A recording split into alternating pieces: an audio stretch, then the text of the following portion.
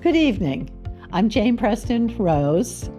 I'm a member of the Portage Park District Foundation Board, and it's my pleasure to introduce you this evening to this year's Environmental Conservation Awardees.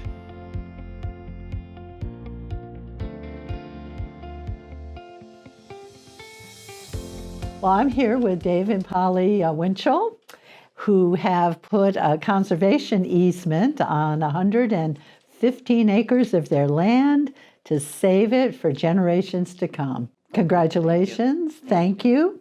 Tell me a little bit of the history of the farm and why you made this decision. My parents bought the farm in 1956. They came from over on Chamberlain Road in Manaway, and they had a farm there. In fact, we were talking today that it's been almost 20 years since we quit milking cows. We had registered Holsteins and Brown Swiss, which we love to show at all of the fairs, state and national level and things like that. So we've always farmed. We still farm to this day. We raise dairy freezer beef and raise soybeans, wheat, and hay that we sell. I keep thinking, gee, what are we going to do when it's 70 years old? Should we have like a party for it or something? But a lot of reasons why I did it. Obviously, number one, we did it for my parents, because they worked so hard. My dad, I wouldn't say he was one of the greatest or progressive farmers, but he had a hard life, and he was, I guess we discovered this more after he passed, which was about 6-7 years ago, and how well respected he was and things that people said and things like that. In that avenue, it was a gift to them for putting all the time and effort into it. And it's also a gift to all the former owners of our farm. And I started a museum 3-4 years ago at the farm, and it's a history of our farm, dairy farming, and farming in Garrettsville, and just farming in general. So I got a little bit of everything in there. So, and it's not a big museum, but Freedom Township Historical Society, who I'm a member of, have came and toured it, and I gave my talk about it. So I did it to also preserve history, like I said, the history of the former owners in their aspect. And another thing, too, Garrettsville just redid their time capsule from 1924, and this one will be open 80 years from now. I think this is kind of neat. They got a picture of me in this capsule, and it's a good feeling to know when they open that capsule in 80 years, Winchell Farm will still be there. I did it to preserve agriculture. I did it for a gift. It's a generational gift. It's to my parents. It's to everybody, but it's mostly for agriculture. We all got to eat. And just think of the generations to come that will be able to see a farm. Sure. Yeah. And that's very important to us. Yeah. That that land remains green, it's fertile, and even if it's people that come out and do an acre worth of their little garden themselves or whatever, whatever it develops into, it's still going to be farmed. It's preserved. Yeah. For perpetuity. Yeah. People can. And that's a great gift to give, to be able to do that. Well, thank you on behalf of all of us in Portage County and for all those that will come after us. Thank you. It's our pleasure. We're very thrilled about being able to do it. Good.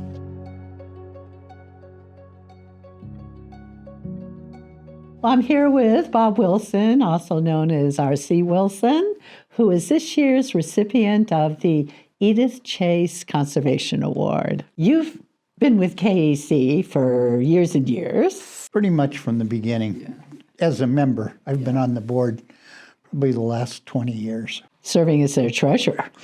Yes. Right. The important things. And important, but thankless. Yes, right. And you have been on the board of the Edith Chase Symposium since it began in, 2014, and then introduced the poetry. 2017 I was looking at it, was our first reading. This will be our 8th annual Edith Chase reading. They've been pretty steady every year. It's so well done. Thank you. Thank you. So how did it all begin? What motivates you? And How does it happen? Well, the Edith Chase, I'm involved with that because I was a friend of Edith's, and I really love the idea of doing something to honor her. So the Edith Chase Symposium was actually a League of Women Voters idea, and they proposed it as a joint effort between the League and Kent Environmental Council, because Edith wore both hats. Yeah, she did. And did a lot of her best work with both organizations. So when it started, I kind of jumped at it because I'd always admired Edith for many years. The original idea was to have a lecture to educate the public on complicated issues surrounding air and water quality. And after a couple years, I thought, why not add a poetry reading?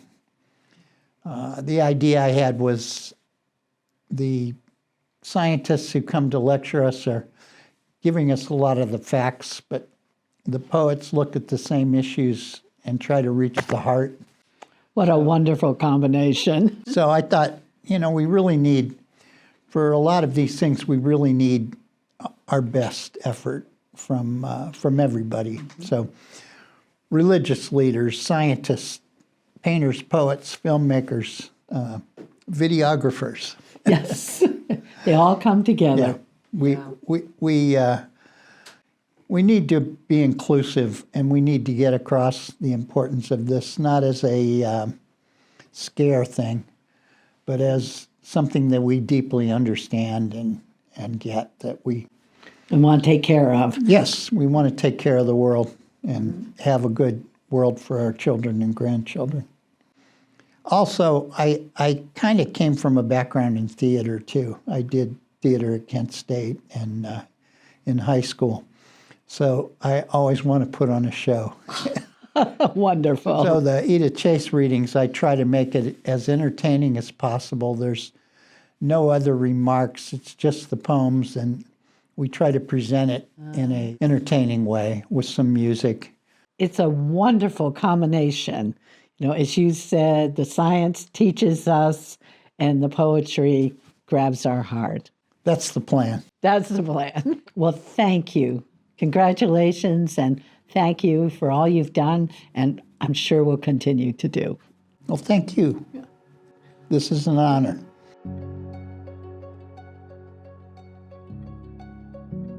Kim, you're a founding member of the Aurora Council for Environment, Mobius Center, and any number of other environmentally related activities. How did it all start, and what motivated you? Well, I love nature. That's my first thing. I grew up in Oklahoma, a good part of my life, and my parents' best friend's son, Chris, he loved turtles and lizards and frogs and snakes. And I was with him a lot on the weekends, and so he would take me out in the woods. And that's where I kind of learned about different animals and just being out in the woods and thinking it was really cool. And then we started the Aurora Conservation Council here in Aurora years and years later, which then turned into the Aurora Conservation Council's Mobius Nature Center. So one of our founding members, Bob Luque, wanted to have the city dedicate where the space is right now for the Nature Center in honor of Art and Ruth Mobius. So it just kind of started from there, and then we started doing programs for kids. Actually, our first program was on January 1st of 2000. It was our Y2K program. So you're celebrating 25 years this year. Yep. I didn't even think about that, but yes, you're right. Yeah, time to celebrate. I just loved being out in the woods when I was a kid, and a lot of kids don't get that nowadays.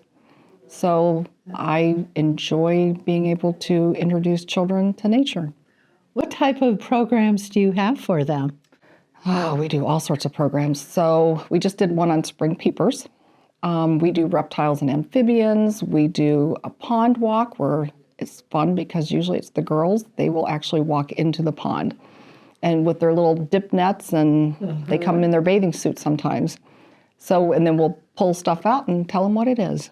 And every single little bug that we take out is the most special bug that anybody's found. You know that. Lucky children in this area. Yeah. Do they keep coming back for They keep more? coming back. Yeah, they do. And they've been coming back for a while, and then sometimes you'll run into them later in life, and they're all grown up, and they still remember the Mobius Nature Center and touching their first snake, you know?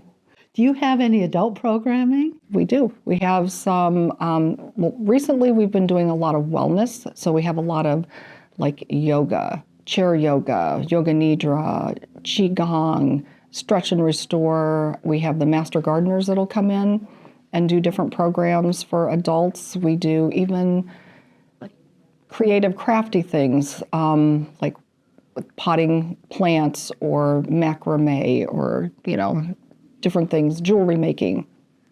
What a wonderful resource for the area. Thank you for all you're doing. Thank you. And we'll continue to do, I'm sure. Yep, I love it. I'm not going to stop anytime soon. Yay. Thank you.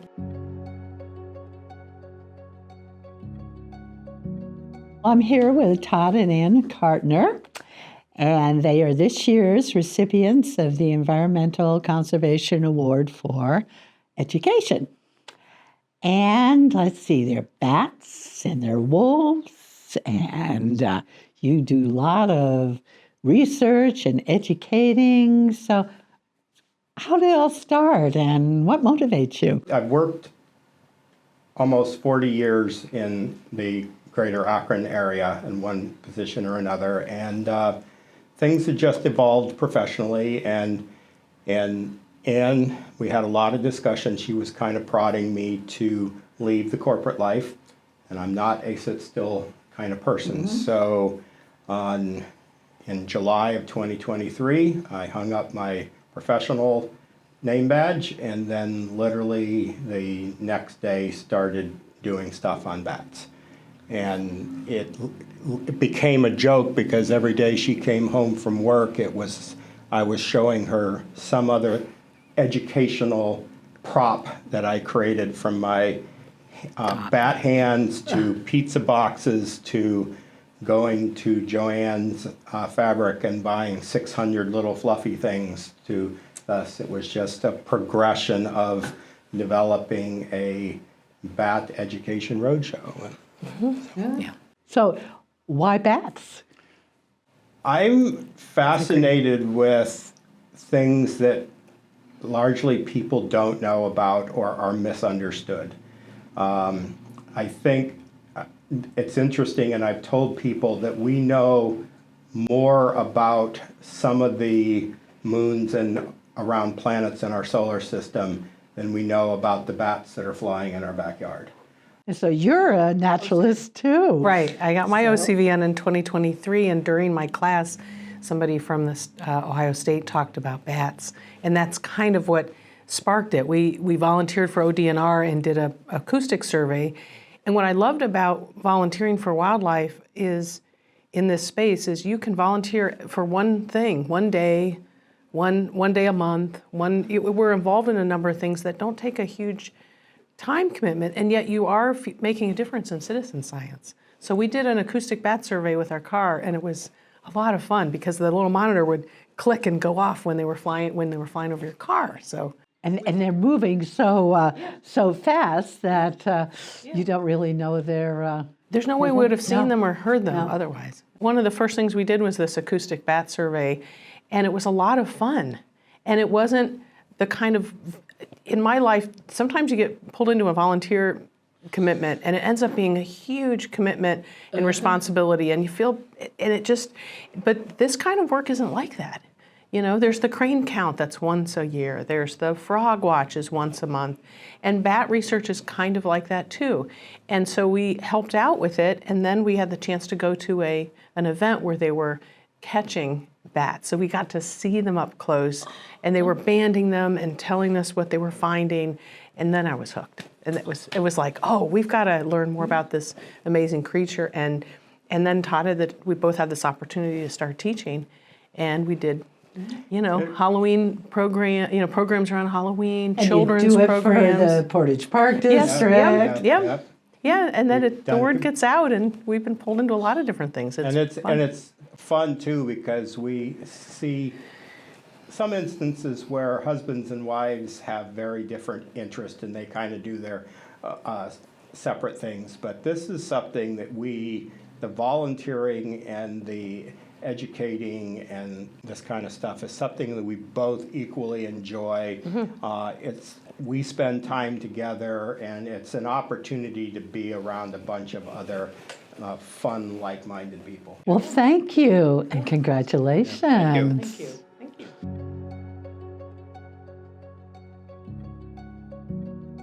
Well, I'm here with Bridget Tipton and Jennifer Herman, co-founders of Bell Tower Brewing Company. Congratulations for your recognition as the Portage Park District Foundation's green business.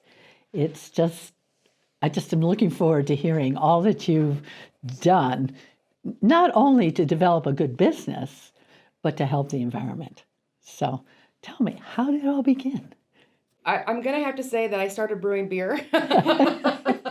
If we really want to go back to the very beginning, Ryan also was a home brewer. And through my self-education and exploration of beer styles and history and different people brewing beer, I fell in love with the whole art and craft and scary science of how you take 4 ingredients and introduce yeast to ferment into a beautiful product. And then I just decided that was what I was going to try and go find a job doing. Yeah, it was very naive and very, I think for a young woman who was 40, very adventurous. But it all kind of worked out, I guess, in the end. And then it was a serendipitous meeting on a number of different occasions, talking with Ryan. And I think that his vision aligned with what I wanted to bring into Kent. And so we finally got serious about 2018 to actually come up with an idea and put things on paper and search for some money and some cracks. Mm-hmm. And then once we found the building and Bridget became involved with her beautiful design expertise, it all just kind of came together very quickly, but not really, but quickly. Well, Bridget, you figured out how to make a church into a brewery. How did that all happen? So I was, at the time, an interior designer, not yet a licensed architect, which I have since become, but kind of operating on that building as an owner and a designer. I tell people all the time that all I had to do was not break it. Like, the building itself was already so interesting. All of the best qualities of that space were not things I introduced to it. It was kind of letting the changes that we needed so that we could function as a brewery and restaurant to just be as minimally impactful as possible so that the building could be what it already was. It was designed to be a gathering space, and so we've just made it back into that again. It's been a really long time since it was able to be accessed by the general public. So we were excited to kind of return it back to the community. And you are so community-minded, too, and environmentally minded. What's behind all that? Well, the community part just comes pretty naturally. Jennifer is from here and grew up here, and Ryan and I were involved in the Kent JCs. He's still pretty actively involved, and I'm more involved in Main Street Kent now. But that's just a natural outflowing of who we are and what we've seen beer do in our own lived experience. We love getting together with friends and neighbors and family and over a pint, and that's kind of what inspired it. And then it turns out that a lot of other people like doing that too. I think a big part around sustainable communities has to do with the human component of that and the sustainable in the long term. And so most of the people who work with us live in Kent, and many of them walk to work or are able to walk to work because they live that close. So it's very much like a local business amongst our staff of 65, which is not a small number of jobs, not a small number of people. And, obviously reducing their commute all over the place is a step in the right direction.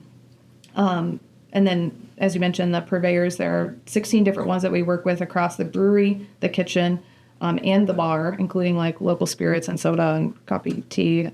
So we source locally, but even though it's like major headquarters, but it's still in Kent, so it's 2.5 miles away. I don't import anything other than hops. There are certain hops that I You just need. I would just rather use. Yeah.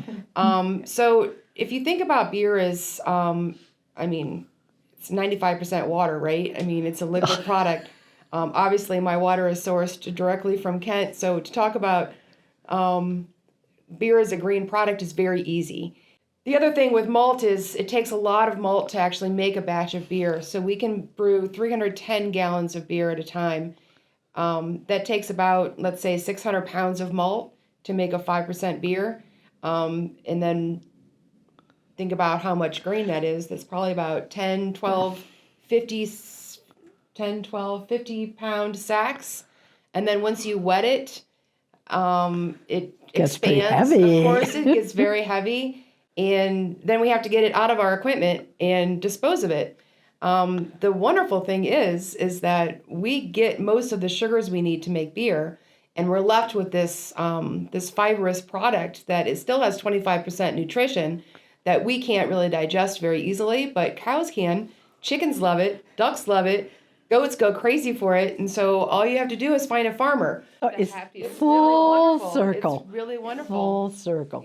Well, you certainly are very well deserving Thank you. of green business. Yes. Thank you. Congratulations. Thank you. Congratulations.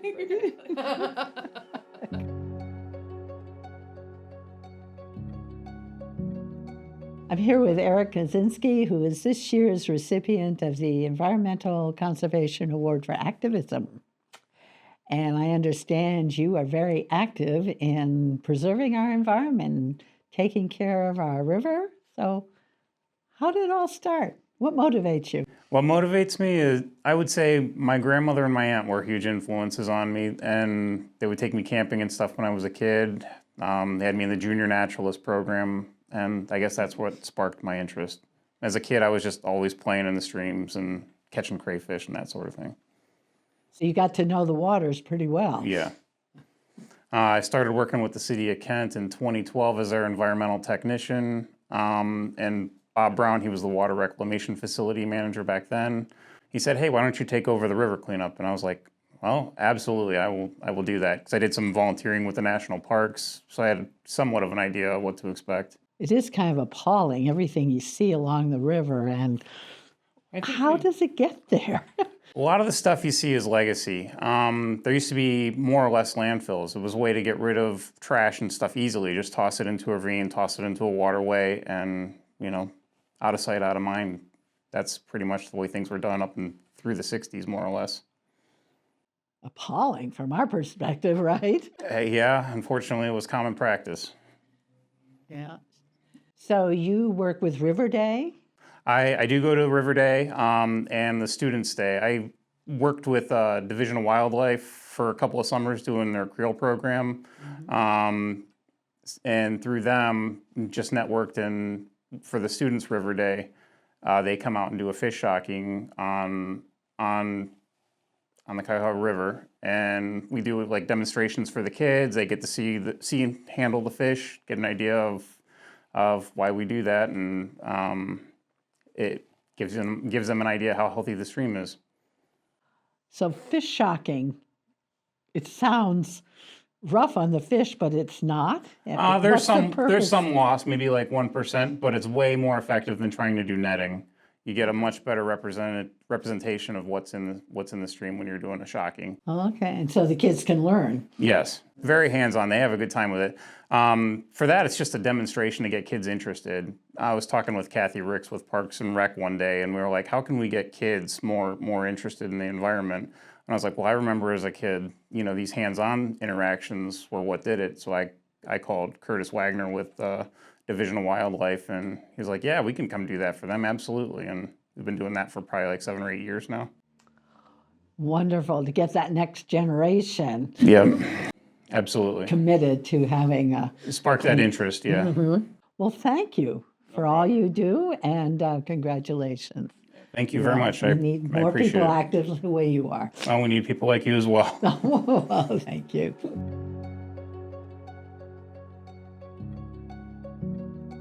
Well, this year, the foundation is honoring the Throw and Grow program for environmental stewardship. And I have with me Leah Graham, who has been with the program, is going to tell us a little bit about how it started and how it evolved.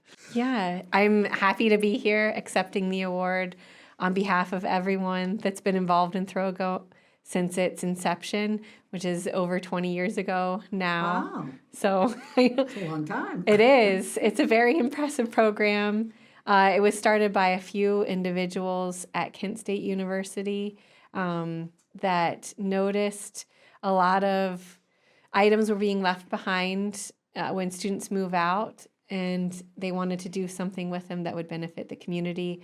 So that started Throw and Go. So when students would leave, they can donate items, and it goes to the Phyllis Sumker Portage County Clothing Center. And so it was a collaboration between Kent State University and the Phyllis Sumker Portage County Clothing Center, which offers items for free to any individual that would like them, and they can come and visit the Phyllis Sumker Portage County Clothing Center. Just in the last 10 years, from 2014, students have donated over 317 tons, so 500,000 pounds have been diverted from the landfill and donated, and it goes directly to aid the community. So that's something that is very impressive, that we're very proud of, and we have a very good working relationship with the Portage County Clothing Center. The various partners that have worked on it from the beginning, the different offices, and currently, right now, who works on it is the Office of Sustainability, which is where I work, University Housing, and then the Phyllis Sumker Portage County Clothing Center staff, Candy Pollard, along with her volunteers. And how do you organize it at the end of the year so students know, rather than just pitching something, how they can make it go to a good place? Yes. So bins that were donated from Portage County Recycling to the Phyllis Sumker Portage County Clothing Center are put out in all the residence hall lobbies. And there's 3 bins per lobby, and they're labeled that say like food, clothing, or miscellaneous. And so students will come. And so from spring break through move out, so it lasts anywhere between 8 and 10 weeks. That makes sense. The bins are up. Yeah, as that makes sense. Yes. As they're getting ready to leave, or as they see the bins and notice them, they'll start putting items in. And the bins are emptied twice a week during this whole time. So it's a lot of items. But what a wonderful program. Yes. Throw and go. Yeah. And you're throwing it to do good in the community. Mm-hmm. Well, thank you for explaining it to us, and please congratulate everybody who's been involved. Yeah, there's been a lot of different people for over the 20 years, and I'm very happy to be here to accept it on everyone's behalf. So, thank you. Yeah, thank you.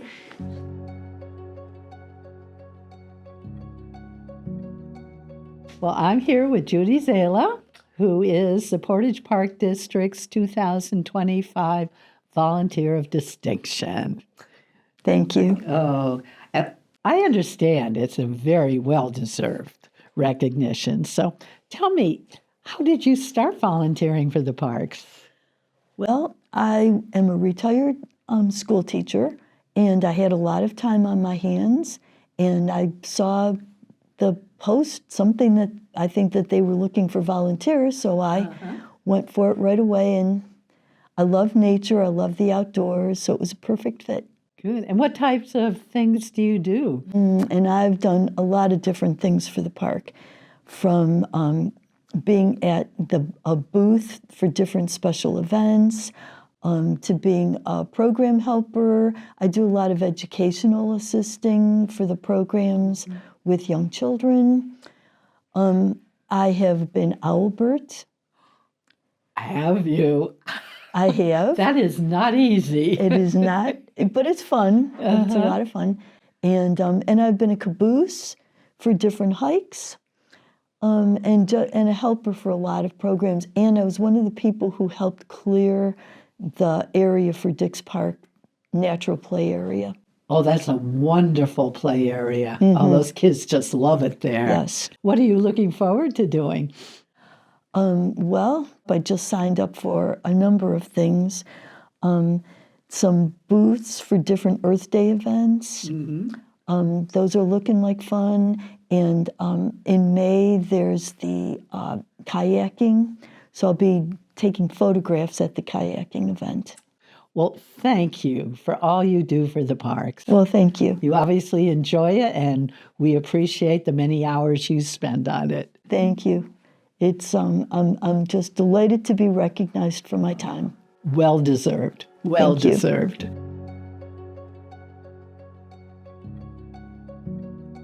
I'm here with Sally Candle, who is the Portage Park District Foundation's Lifetime Achievement Awardee. A very well recognition of your many talents and your many contributions. Thank you, Jane. Thank you. So tell me, how did you first get involved with the parks? Well, I have to say it goes back to 1979, that when I first moved to Kent, Towner's Woods was one of the places I went to all the time. And that established my love of the Portage Parks. And then I was just a regular user until 2000. Around 2000, I met Chris. We were both in the same Leadership Portage Portage County class. And I learned a little bit about the parks at that point from getting to know her. And then in 2014, Tom Clapper, who was the chair of the levy campaign at that time, asked me to serve on the marketing committee. I learned so much about the parks by serving on the levy campaign. We almost lost our parks. As you well know, we were barely keeping the lights on. And so I felt like, well, maybe my skills could be helpful.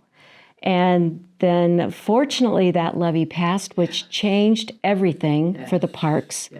And then I remember you tapped me on the shoulder to be a member of the foundation board, which I was happy to do. And then in 2023, I was asked to chair the levy campaign, and it was successful. And so looking forward to the changes and the enhancements that we're going to see now as a result of stable funding. Tell me, what did the levy campaigns mean to you? What it did for me is it crystallized my thinking as to why the parks are important. Doing this kind of work, being the chair of the levy campaign, it's nothing you can do halfway. You have to be all in. And as you recall, we met for about a year and a half. We looked at data, we looked at budget, we looked at voter records, we looked at messaging, we did all, we really, I think, did our due diligence on everything we had to do. You also do it for the community. Portage County is beautiful, and we have lovely green places, green spaces. And so it helps protect our water. It provides a natural habitat for our critters. And it's so important to maintain a beautiful community is to have our park district. And lastly, it's for the future.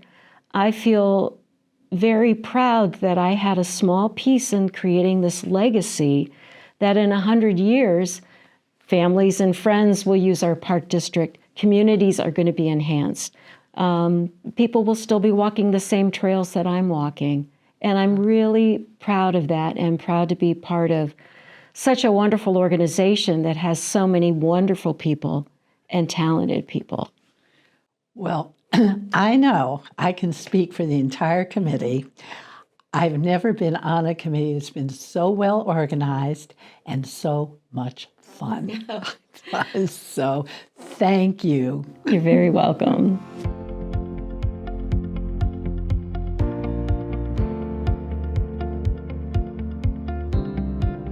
Well, that wraps up our presentation of this year's Environmental Conservation Awardees.